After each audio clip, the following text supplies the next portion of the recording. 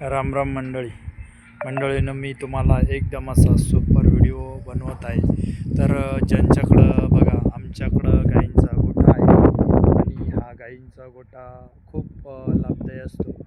गाईचं शेण काढल्याने बरेचसेच आजार नीट होत्या आणि आपल्याला शरीराला व्यायामाची जी गरज असते ती व्यायाम बी गाईमुळे होतो, सकाळीच आणि संध्याकाळी नित्यनेमाने। आणि दुसरं उदाहरण म्हणजे बघा, आता हे गाई बांधलेल्या असत्या ना या साईडने, बघा किती गोचिड आहे। तर ही गोचिड आहे ना, आज कमीत कमी 15 दिवसातून तुम्ही फवारण्या केल्या पाहिजे, कारण जिथे शेण पडलेले असतं तिथं गोचिड जन्माला येतो।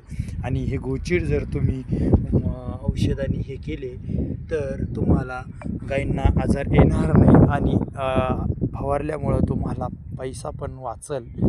तर मित्रांनो, चला दुसरे व्हिडिओ बघत राहा, लाईक करत राहा। धन्यवाद।